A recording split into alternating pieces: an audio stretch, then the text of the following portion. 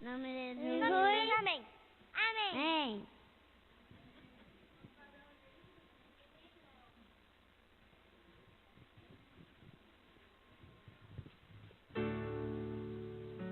Deixai vir a mim os pequeninos. Vinde a Jesus, vinde a Jesus. Deixai vir a mim os pequeninos. Os pequenos é o reino do céu. Conseguiu encontrar o meu arquivo? Bom dia, igreja. É com muita alegria que nós estamos aqui com vocês para nos congratularmos e aprendermos as verdades do céu. Eu vou dispensar a minha equipe que está aqui comigo para poder eles relaxarem um pouquinho mais. Muito obrigado. Coloca a beleza da polinização, o segundo. Isso. Pode soltar ele aí.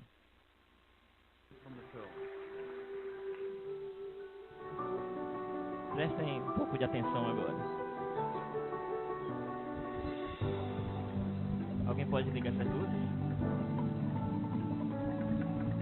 Coisa meio escura. Um pouquinho mais.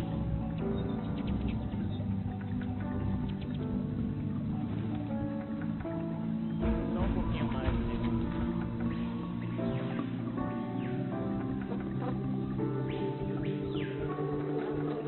Olha que coisa linda. Obrigado. Já tá bom. A beleza da polinização.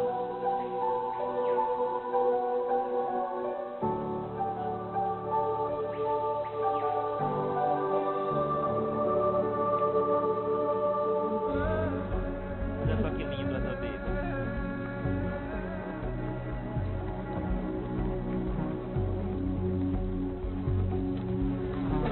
Dá para entender como é que isso funciona na natureza? A época da polinização das flores é um momento único. É chamado pela ciência esse tempo de ânteses. Ânteses é o período que as flores levam para polinizar. Isso só funciona com os atrativos que ela promove na natureza. E ela faz com que os insetos, as borboletas, os morcegos, os pássaros, eles se aproximam das flores, colhem o néctar e com isso acabam ficando preso a eles o pólen e a semente da flor. E quando eles vão de um lugar para outro, o pólen acaba sendo transportado a outros ambientes. E com isso, a flor consegue se multiplicar. Essa flor que vocês estão vendo é o mandacaru. O mandacaru possui 12 horas de vida. Quando o dia se põe, ele desabrocha. Quando o dia amanhece, ele morre, ele murcha. O mandacaru só tem 12 horas para usar esse tempo da melhor maneira possível. E ele utiliza esse tempo se abrindo. A flor do mandacaru tem 30 centímetros. 30 centímetros. E ele é uma flor belíssima, belíssima. E você também é uma flor.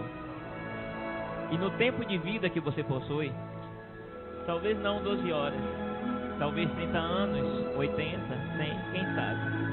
Mas todo o tempo que você tiver nessa terra, é importante que você utilize o seu tempo ânteses para polinizar como as flores e atrair pessoas a Cristo. Pessoas que, quando se aproximar de vocês, vão levar de você o pólen do Evangelho, a semente da paz, a semente do amor. E aí então, quando eles se forem, eles irão felizes. Irão para contribuir. Irão também para florescer, polinizar. Na natureza, nada se perde, tudo se transforma. E na vida espiritual, você tem a Deus, você tem a vida, você tem o amor, você tem a esperança, você tem Jesus Cristo.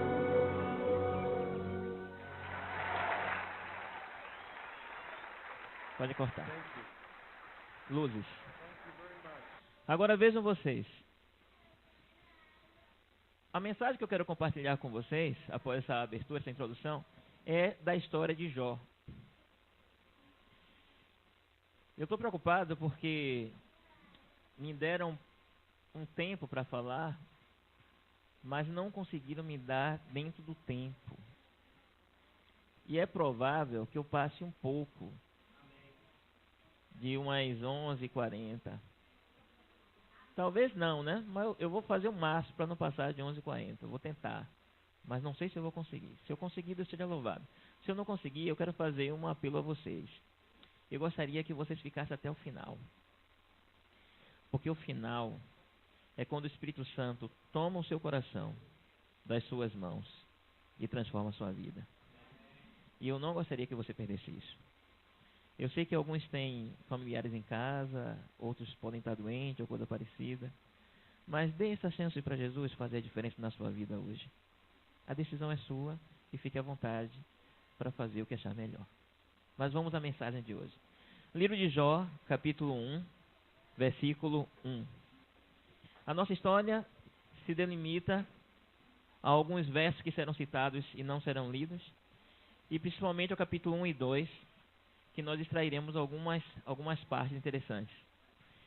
No capítulo 1, versículo 1 de Jó, é narrado...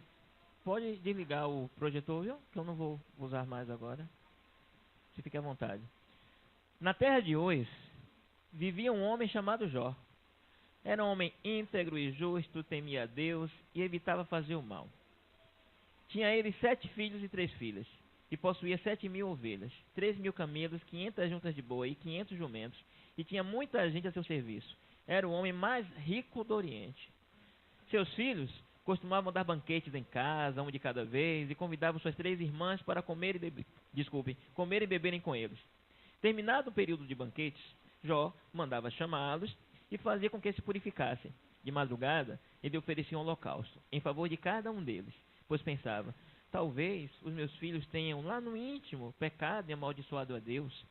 Essa era a prática constante de Jó. Certo dia, os anjos vieram apresentar-se ao Senhor, e Satanás também veio com eles. O Senhor disse a Satanás: de onde você veio? Satanás respondeu ao Senhor: de perambular pela terra e andar por ela. Disse então o Senhor a Satanás: reparou em meu servo Jó? Não há ninguém na terra como ele, irrepreensível, íntegro, homem que teme a Deus e evita o mal. Será que Jó não tem razões para temer a Deus? Respondeu Satanás.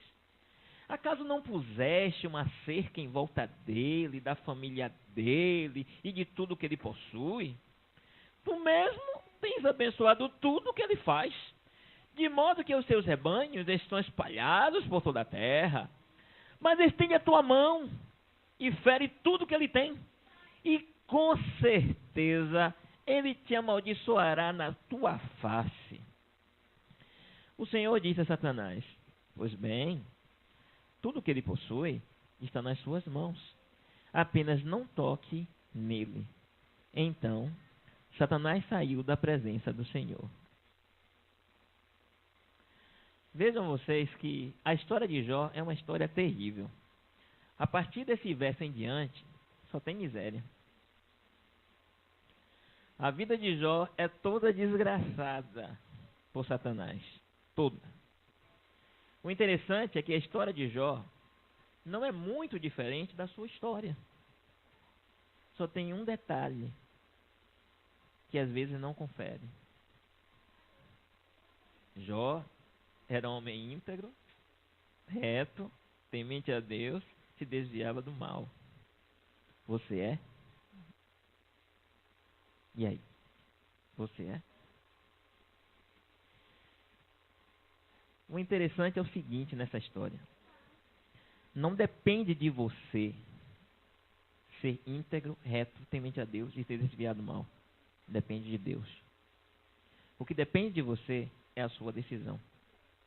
E aí eu quero abrir um parêntese para dar alguns conselhos para os homens.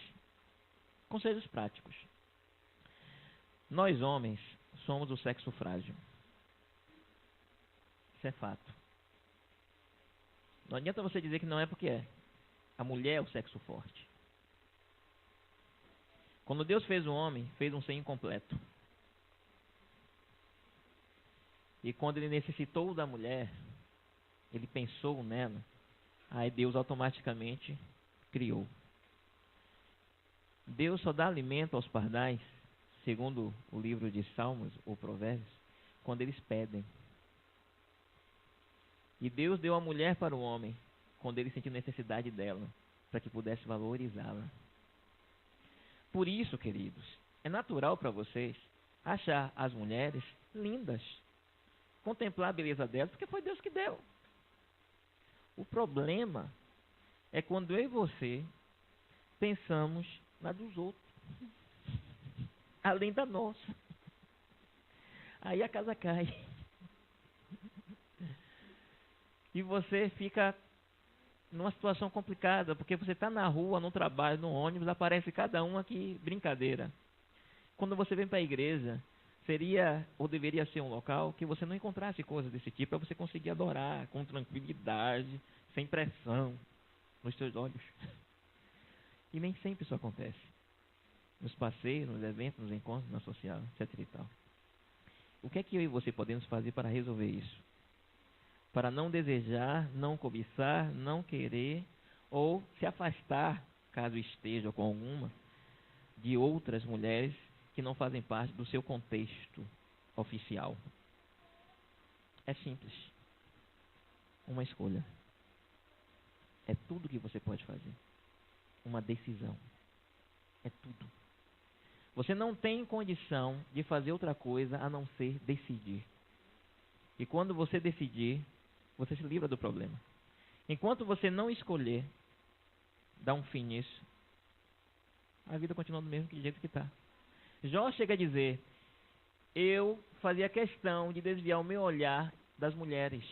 Por que ele fazia isso? E José? Por que José não ficou lá? José, fugiu. Por que ele fugiu? Porque o homem é fraco, é frágil, não tem condição de ficar. Ninguém tem, nem as mulheres têm, quanto mais os homens. Então, queridos amigos, o meu conselho para você é: decida. Porque toda relação passa por uma fase. E dentro dessa relação é preciso ser definido o que a relação é. Se é amizade, se é relacionamento, ou o que é. Você tem que definir. Se você se casou com a sua esposa, ou está namorando, ou está noivo, você tem que tomar uma decisão. E tem que dizer de si para si mesmo: acabou. Não quero conta com isso. Em nome de Jesus eu não quero mais. E aí você decide: não quero mais, e pede para Deus te dar força. E aí está escrito: o querer efetuar a quem pertence. Mas você precisa decidir. Só decidir. Porque se você não definir na sua cabeça que você pertence somente à sua esposa ou à sua namorada, você não vai conseguir ter definido a quem você pertence, que é a Deus. A Deus. E isso vale apenas como título de exemplo para qualquer coisa na sua vida. Qualquer coisa. Seja o trabalho, seja o sábado, as roupas que você veste, a questão das pinturas, a questão do cinema, a questão da alimentação, o que for. Tudo gira em torno de sua ligação com Deus. E essa ligação com Deus que leva você a amá-lo profundamente. E quando você ama Jesus de verdade, você se ama, se valoriza. E ao se valorizar, você valoriza aquilo que Deus lhe deu. A mulher da sua mocidade. Nós temos tido problemas seríssimos em toda parte do mundo, inclusive em nossa igreja. E geralmente os problemas giram em torno de sexo, de dinheiro, de relacionamento. Porque a maioria das pessoas não conseguem ter controle emocional. E quando chega na igreja, ninguém sabe os problemas que você está enfrentando. Só você e Deus sabe. os jovens íntegros e retos como Jó, e nem sempre conseguem, porque dentro de suas relações, dentro de seus relacionamentos, acabam passando para a fase marital e vivem namorando como se fosse marido e mulher. E tentam evitar e simplesmente não conseguem porque já passou, já foi. E aí Paulo diz, melhor do que viver abrasado é você se casar logo. E acaba o problema. Porque se você não consegue se segurar, se case. Agora, se não tem condição de casar, se afaste. Porque a sua salvação é muito mais importante do que um momento de prazer. É só um momento. Uma jovem, anteontem, virou para mim e comentou: eu tenho um amigo, mas ele não quer mais ser meu amigo. Ele quer viver como se fosse marido e mulher. E eu perguntei para ele: você quer casar? E ele disse: eu casar de novo? Não quero não. Não quer casar de novo, mas quer fazer o que bem quer e entende. E as meninas sofrem, porque não querem ficar sozinhas. E aí, como não consegue confiar em Deus o suficiente, nem em si mesma, não se valoriza o suficiente, chega numa certa idade e começa a ceder. Você não é de si mesmo. Você está aqui porque Deus acreditou em você. Porque Deus confiou em você. Ele acredita de verdade em você. E é por isso que você está aqui. E se você está aqui e está vivo ainda, é porque Deus tem uma missão para você. Ele confiou em você essa missão. Por isso, pare de aceitar as ideias de Satanás. Pare de aceitar essas ideias. Porque o diabo é o único que não acredita em você. E mesmo assim, acredita. E como ele acredita que quando você se apega com Deus, coloca o joelho no chão, você pode vencer qualquer coisa, o que ele faz? Ele desenvolveu um projeto. E no projeto do diabo, ele fez vários alimentos que levam você a não ter poder sobre sua vontade. E como você é levado a não ter poder sobre sua vontade, na hora que você come essas porcarias que geralmente a gente come, automaticamente ele lança a tentação na hora certa, que o seu corpo está com o sistema nervoso debilitado, dispéptico. E aí nessa hora, ele lança a tentação e é fatal. Eu e você caímos feito um patinho. E aí não dá. O que é que eu e você precisamos fazer? Nós precisamos sair da agenda do inimigo. Sair da mira dele. É por isso que é tão importante o sistema de saúde de nossa igreja, que é bíblico. E também nós temos os livros de Ellen G. White, que nos mostram a verdade. Eu sei que há algumas pessoas que não conseguem acreditar em Ellen White. Isso é uma história para um outro momento. E eu acredito. Porque eu li na Bíblia. E ela foi realmente a profetisa do Senhor. E não é possível que uma mulher que nunca estudou faculdade consiga falar com tanta propriedade sobre geografia, história, sobre saúde e inclusive sobre astronomia. Não dá. Tem condição. Só uma profetisa inspirada por Deus para falar coisas como ela escreveu em seu livro. E nós temos esses livros em casa, compramos na mão do comportor para ajudar, e nós não lemos. Que tristeza. Nós perdemos uma grande oportunidade de vivermos de uma forma diferenciada. Viver com alegria, viver em paz e viver feliz. Meninas, eu quero falar com vocês agora. Se vocês querem se valorizar de verdade, acorde nas suas madrugadas, e os homens também, e tenham um contato especial com Deus. Sabe por quê? Porque a sua mente é separada um pouco mais do que a nossa. E isso lhe permite ter uma intuição feminina, que é um poder que Deus lhe deu natural, é um poder nato. E é por isso que quando o seu filho quer aprontar alguma coisa, aí você, quando vê silêncio, já sabe, está aprontando alguma coisa. Quando você vê ele saindo da sala para ir para a cozinha, você já sabe o que ele vai fazer. Menino, fecha a geladeira, não abre. Quando o seu marido recebe uma ligação que já vai para um canto da casa, você já sabe o que aconteceu. E já diz: calma, querido, vai dar tudo certo. Isso é intuição feminina, só vocês têm. A nossa é muito baixinha, é pouquinha. É um instinto natural que a gente tem, mas é pouquinho.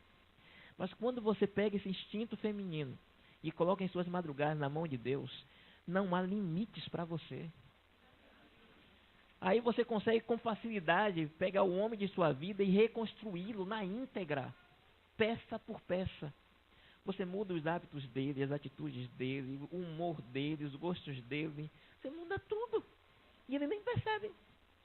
E ele fica feliz da vida. E ele começa a fazer as coisas para você, por você e com você, porque ele tem necessidade de ver o seu sorriso no rosto. O seu sorriso é tudo para ele. É tudo que ele precisa. E quando ele faz alguma coisa e você sorri para ele, aí ele pensa, puxa, foi R$700, mas valeu a pena. Yes. É isso que ele fala. É isso que ele faz. E é por esse motivo que ele trabalha tanto, que ele se esmera tanto. Porque ele acha que se tiver o seu respeito, terá o seu amor. Porque para o homem, amor é respeito.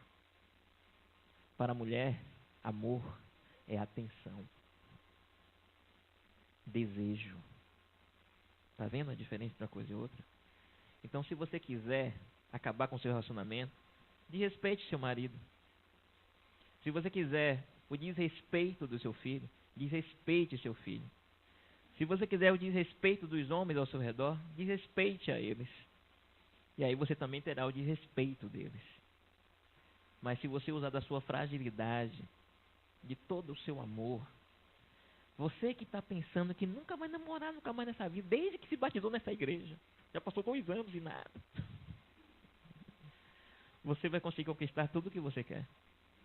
Porque você precisa ser a primeira pessoa que se ama. E que se ama de verdade. Se você não for a primeira pessoa que se ama e se ama de verdade, quem vai amar você, pelo amor de Deus? Você tem que vender a sua personalidade. Se você não se vender através do seu comportamento, do seu controle emocional, da sua fragilidade, do seu bom senso, da sua postura, sua beleza, sua indumentária. Se você não vender através dessas coisas, não adianta se vulgarizar, não adianta ceder, porque você nunca terá o que você quer. Ele vai estar com você e com todas as outras. E eu sei que você quer ter um homem só para você. Se você quer ter um homem só para você, saiba que é você quem o inspira, é você quem o imanta, é você quem o atrai, é você. Mesmo quando você não tem intenção, mesmo quando você não quer, mesmo quando você não faz nada, mesmo assim, na hora que você bota o pé fora de casa, o primeiro homem que passar na sua frente já se encantou por você. Porque o homem nasceu para se encantar por você. E foi por isso que você foi criada. Para tornar a nossa vida melhor, completa. Porque somos totalmente nada sem vocês. Eu estou falando para todas vocês, mas a minha esposa está ali, viu? Amor é tudo para você. Você merece. Mas, gente, são 11h30. Eu tenho só mais 10 minutos. Eu acho que em 10 minutos dá para fechar a história de uma forma bem rápida. Percebam, eu fiz essa introdução, e estou fechando um parêntese agora, só para dar uma ideia do que é importante no seu coração, você se apegar com Deus. Mas a história de Jó é muito mais profunda. Você tem uma ideia? Quando nós começamos a ler esse verso aqui, e percebemos Satanás aqui no meio deles, imaginem que você está agora em Belém, junto com Jerônimo, traduzindo o livro de Jó, com um escrivão, um escriba judeu, lá em Belém. O livro de Jó é tão difícil de traduzir, que Jerônimo teve que ir lá em Belém. Chamou um escrivão, senta aqui comigo, meu filho. E aí, quando vinha uma palavra diferente, ele chamava para poder entender, porque havia muitas palavras soltas, escorregadias. Imagine você. Quando você vê escrito aqui, no versículo 6, certo dia, os anjos vieram apresentar-se ao Senhor, e Satanás também veio com eles. Em outras versões diz, e veio com eles também Satanás. E outras versões falam, que os filhos de Deus vieram se apresentar diante do Senhor. E esses filhos de Deus dá a entender que são representantes de mundos que não caíram. E Satanás entra de gaiato no navio, sem ser chamado, para poder se achar. E eu acredito que é possível que naquela ocasião um representante da terra já estivesse lá. Enoque já havia sido trasladado sem ver a morte. Enoque possivelmente já estava lá. E quando Moisés começa a escrever as cenas, ele escreve algo que Jó não tinha noção. Porque Moisés era parente, possivelmente, que pelo menos Jetro era parente de Jó. E Jetro contou essa história para Moisés. Mas quando Moisés começa a escrever a história, ele tem outra visão. Ele tem uma visão de fora. E ele vê a cena, os bastidores do enredo. E ele vê o que Satanás estava aprontando antes da miséria acontecer com Jó. E com isso, ele ao ver a cena, ele retrata ao escrever com um tom de mofa, de piléria. E ele fala, olha só, os filhos de Deus se reúnem e olha só quem aparece. Satanás. Ninguém merece. É tipo assim, como é seu nome? Miriam? Maiana. Digamos que Maiana tem 15 anos, vai fazer 15 anos, tá, Maiana? Vai fazer 15 anos, e aí chama a amiga dela. Qual é a sua melhor amiga aqui? Ou de algum lugar? Renata. E aí tá ela e Renata, Maiana e Renata, na festinha de 15 anos de Maiana. E quando Maiana menos espera, aparece aquela sirigaita que roubou o namorado dela. Ela olha para Renata e diz, papai, amiga, pai, a gente dá nossa festa aqui. E olha quem acha de aparecer, essa talzinha. Ninguém merece. Entendeu? E Moisés, ao ver a cena do diabo entrando, ele faz do mesmo jeito, tom de mofa. E tom de mofa não dá para traduzir. Você tem que entender o contexto da época para poder fazer uma tradução correta. É igual a gente aqui, que também nós temos nossos termos. Quem se junta com porcos, farelos come. Mas o significado desse termo é outro. Não tem como ser traduzido. E era disso que Jerônimo estava precisando ao trazer a tradução do livro de Jó. Agora, quando Jesus começa a conversar com ele, Deus começa a conversar com Satanás, ele diz, de onde você vem, Satanás? Essa frase dá a entender o seguinte, você não é bem-vindo aqui. Ninguém chamou você para estar aqui. Aí, o inimigo, para não ficar por baixo, ele vira e fala, de rodear a terra e passear por ela. Esse termo, rodear a terra, representava o seguinte, na época, os reis passeavam ao redor do jardim dos seus palácios para ouvir a conversa dos servos, funcionários e pessoas que chegavam ali. Ao ele começar a caminhar ao redor do território que ele tinha, ele demonstrava que aquele território era do domínio dele e não havia ninguém que o contestasse. Quando Satanás fala, vim de rodear a terra e passear por ela, ele está dizendo para Deus o seguinte, desde que Adão pecou, a terra é meu domínio. E não houve ninguém que o contestasse. Então temos direito de estar aqui. Percebe a ousadia desse infeliz? Essa é a gaiatice dele. Daí, Deus, que não é bobo nem nada, vira para ele e fala, olha a confiança de Deus. Ah, é? Você viu meu servo Jó? Homem íntegro, reto, temente a Deus, se desvia do mal. Aí começou a potoar. Agora imagine Deus olhando para você e dizendo, Tiago, João, Mariana, são íntegros, retos, temente a Deus, se desvia do mal. Deus pode dizer isso de você? Amém? Deus pode dizer isso de você porque é o sangue dele que está na sua vida. Você não pertence a Satanás, nem a si mesmo, você pertence a Deus. Então você tem valor. Viva de acordo com esse valor. Viva à altura da cruz.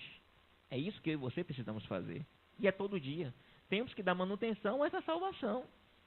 E a decisão é nossa.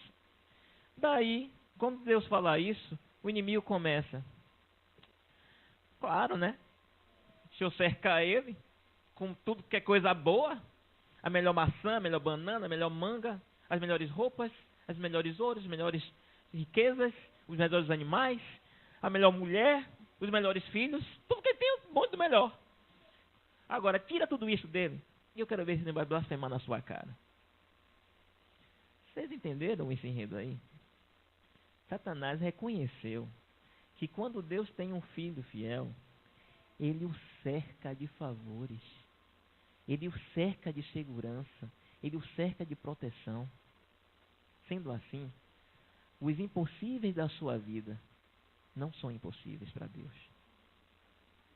Você pode estar na pior situação hoje financeira, não interessa. Você está cercado pelos benefícios que Deus pode dar para você. Se você se apegar com Deus, como diz no livro de Abacuque, você subirá pelas montanhas altaneiras com pés de coça, porque foi a boca do Senhor que o disse. Ele te dará a herança do teu pai Jacó. Se você guardar o sábado e for fiel a ele, é isso que ele vai te dar. Vocês percebem? Satanás reconheceu que aquele servo de Deus era cercado pelo céu. Isso quer dizer, então, que você também é cercado por Deus. Então não tema o inimigo. Ele é um infeliz, coitado, que já está morto mesmo. É um zumbi. É um coitado. Só que ele não quer ir sozinho. Ele quer fazer de você o que ele é, um morto-vivo. É isso que você quer ser? Eu acho que não. Então você e eu precisamos fazer diferença em nossa vida. Agora vejam vocês. Essa história de Jó é complicada. Por quê?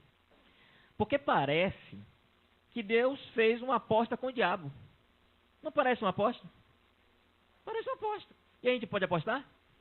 Não. Se a gente não pode apostar, porque Deus iria apostar? Deus é nosso exemplo, não pode apostar. A questão é a seguinte, naquela ocasião, havia uma, como é que é o nome? Uma tribuna. Quando as pessoas iam até o rei, diante dele, iam por 3 motivos.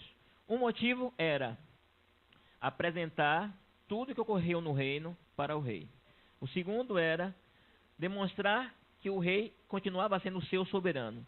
E a terceira era apresentar uma questão específica, qualquer questão, para o rei resolver. Nessa hora, o rei se transformava em juiz e fazia da pessoa que fez como é que é o nome? A questão, que apresentou a questão, transformava a pessoa em um promotor, em um advogado de acusação. E o réu ficava calado.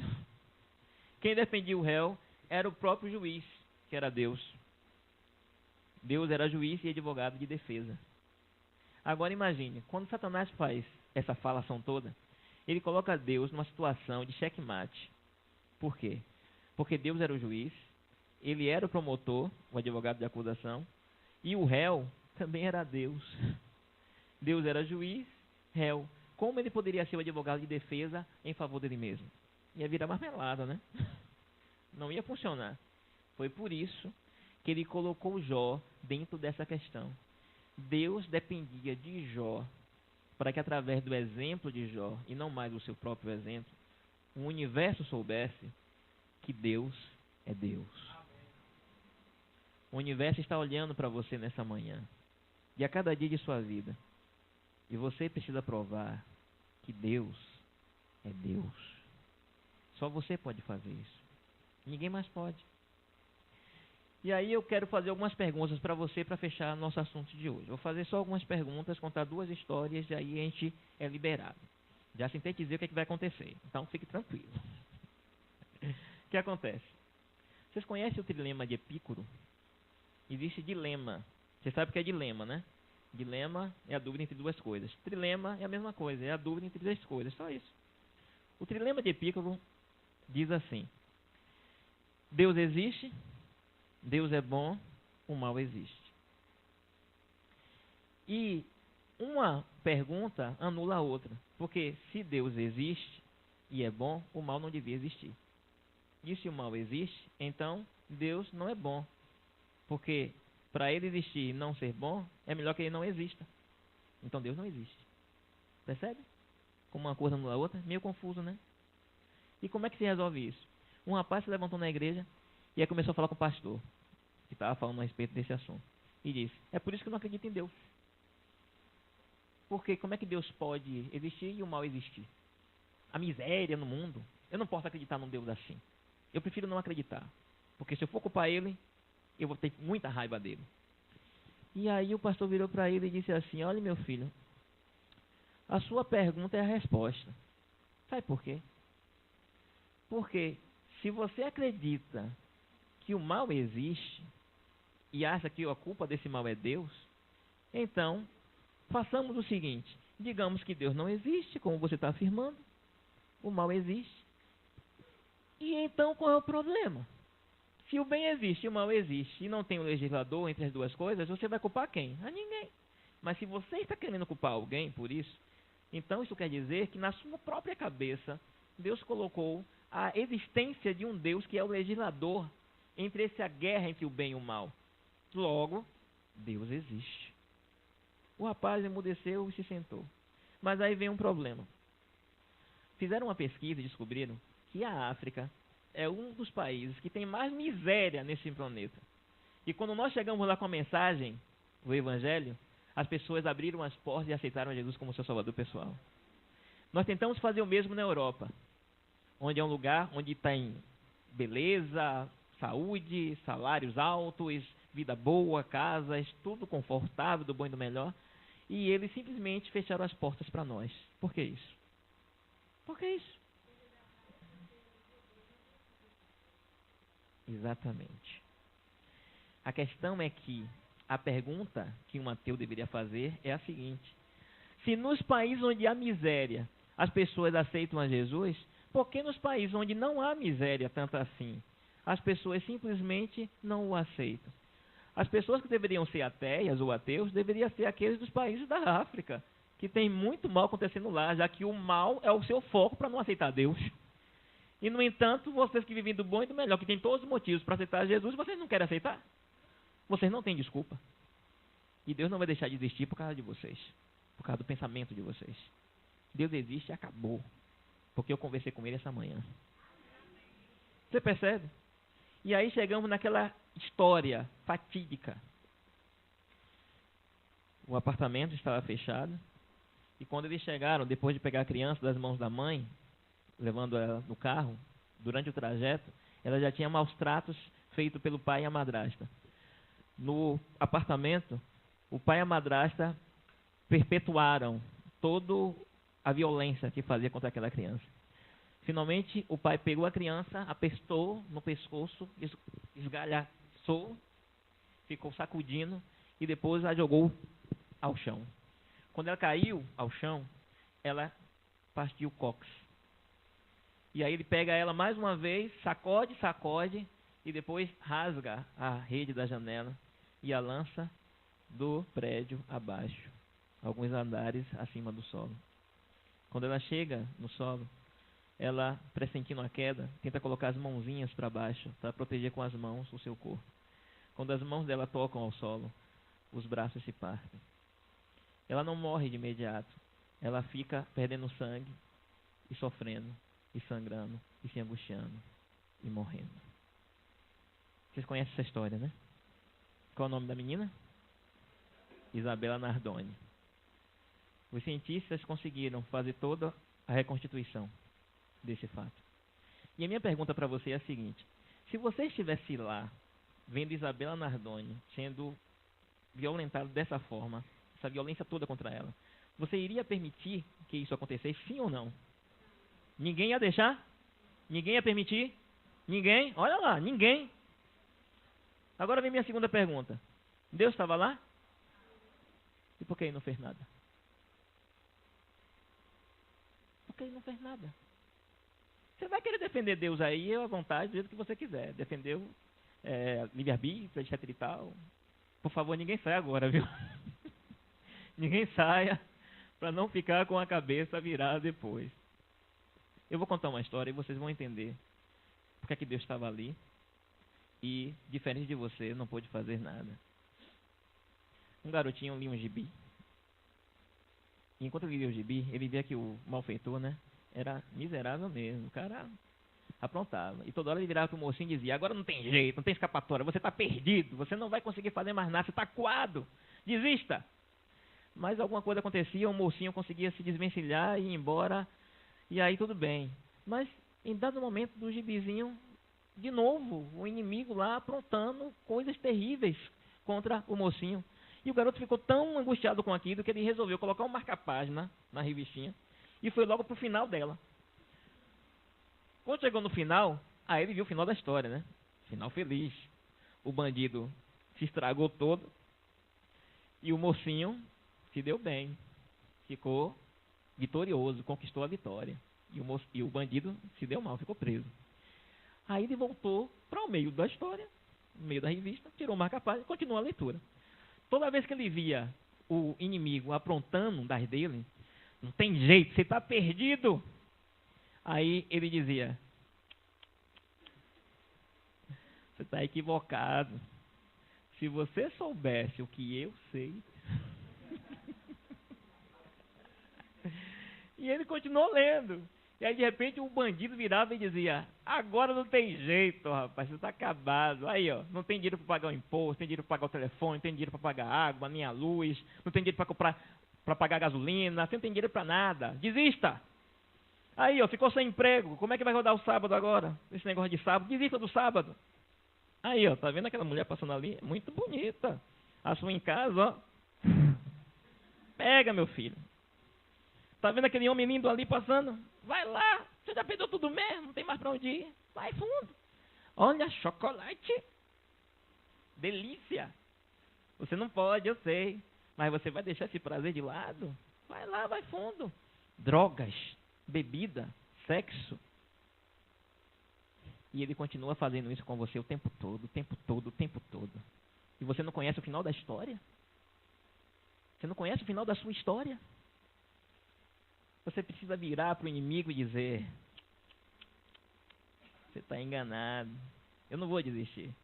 Se você soubesse o que eu sei, o meu final é feliz. Cristo vai voltar para me buscar. É por isso que eu posso afirmar que a história de Isabela Nardoni ainda não acabou. A história de Jó não acabou daquela forma. É só uma página que precisa ser virada.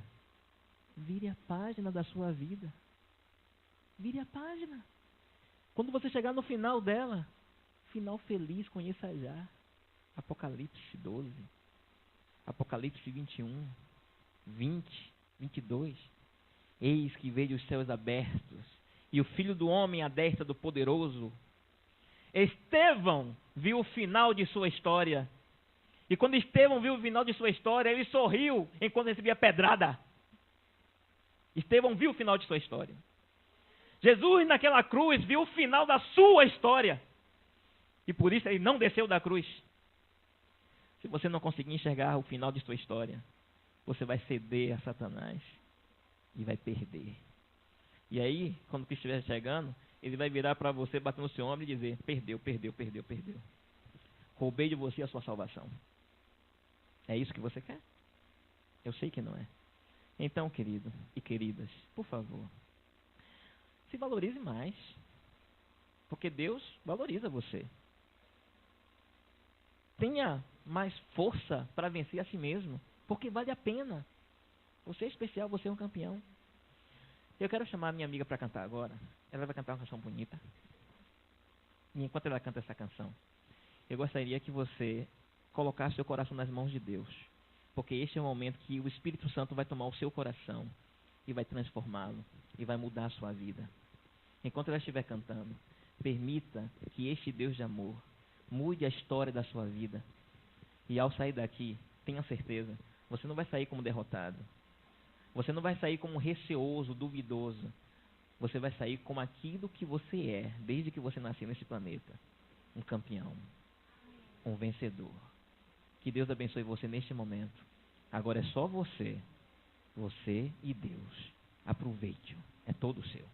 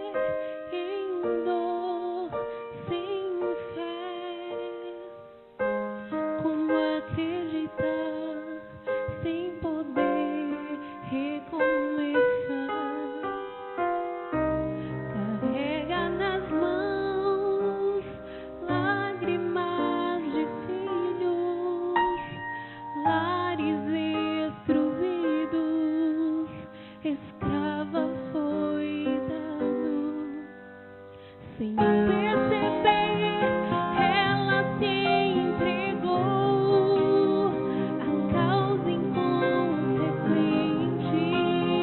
razão de sua dor. Um fardo tão pesado teve a chance de abandonar naquele encontro único diante do olhar. Quando Jesus olha nos teus olhos, prepara o teu ser, um milagre pode acontecer. A multidão já não pode mais gritar então. Sem pedra nas mãos, Cristo te diz: não há condenação.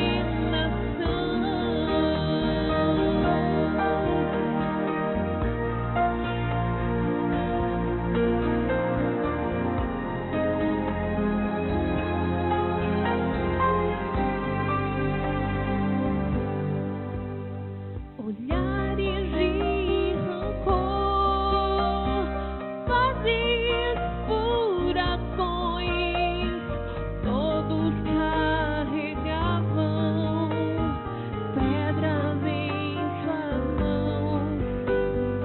Máscaras cobriam rostos conhecidos.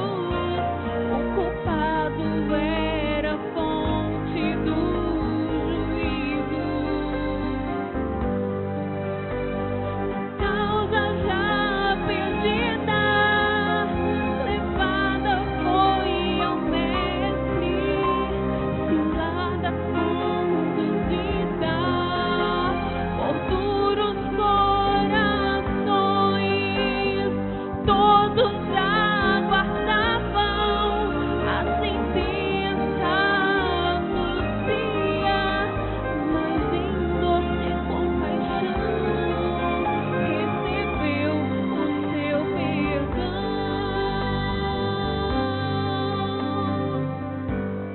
Quando Jesus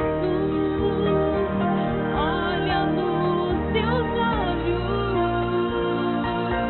prepara o teu ser, um milagre pode acontecer. A multidão já não pode mais gritar então. Sem pedra nas mãos, Cristo te diz: não há condenação. Quando Jesus olha nos teus olhos, prepara o teu ser, um milagre pode acontecer. A multidão já não pode mais gritar então. Sem pedra nas mãos, Cristo te diz: não há condenação.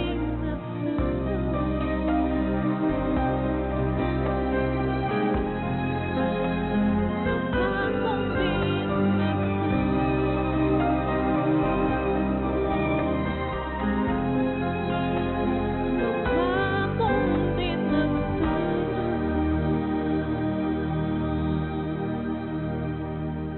Oremos.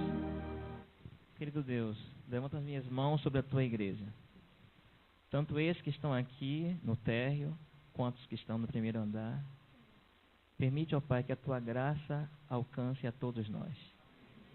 Ajuda-nos a aproveitarmos este tempo ânteses, onde estamos florescendo, de modo a podermos, pelo teu poder, vivermos à luz do teu evangelho e atrair todas as pessoas, como as flores atraem os pássaros, as borboletas, as abelhas. Ajuda-nos a atrair para ti todos os seres humanos que nos cercarem, que estiverem ao nosso redor. Que eles sintam o teu perfume através de nós. Que eles sintam e vejam, não a nós, mas a ti, Senhor, em nossas vidas.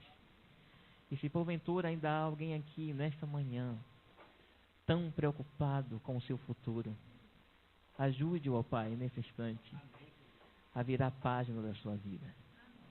Se há alguém aqui que ainda se sente enlutado por uma perda de um ente querido, permite-o entender, ó Pai, que é apenas uma página a ser virada de sua vida, mas a história deles ainda não acabou. Porque quando o grande livro for aberto, retirado o último selo, os nomes dos salvos estarão nele. E o nosso também. Permite, ó Deus, nesse instante, recebermos a satisfação da tua bênção. Ajuda-nos a termos um coração agradecido pela certeza do teu perdão. E permite que neste momento o teu Santo e Divino Espírito transforme o nosso coração de pedra em um coração de carne, que tenda para o bem e não para o mal. Muda o nosso coração quando mudaste o coração de Saul. Apesar de ele não ter aproveitado, ajuda-nos a aproveitar essa oportunidade. Faz do nosso coração como o coração de Davi e torna-nos a ser considerados como teus amigos. Nós não conseguimos enxergar os bastidores desse grande conflito, mas sabemos o final da história. Permite, ó Pai, que neste final dessa história nós sejamos realmente salvos por Ti, aqui e agora, em nome de Jesus. Amém. Amém, igreja? Amém. Que Deus abençoe a cada um de vocês. Poder assentar-vos. Obrigado, querido. Tranquilo. Está gravado lá? Ah, então depois eu pego. Olha, tá vendo essa camisa aqui? Minha mensagem já acabou, viu? Tá vendo essa camisa? É da Adra. Eu ganhei essa camisa quando me tornei um doador. Se você quiser se tornar um doador para uma das grandes obras da Adra, entra no site, procura o seu departamento de asa daqui da igreja e seja também você um doador. Eu estou doando apenas R$10. Só R$10. Se você fizer o mesmo, eu e você faremos a diferença nesta obra. Tenha certeza disso. O Provida está sendo reaberto com um trabalho como esse aqui. Simples assim.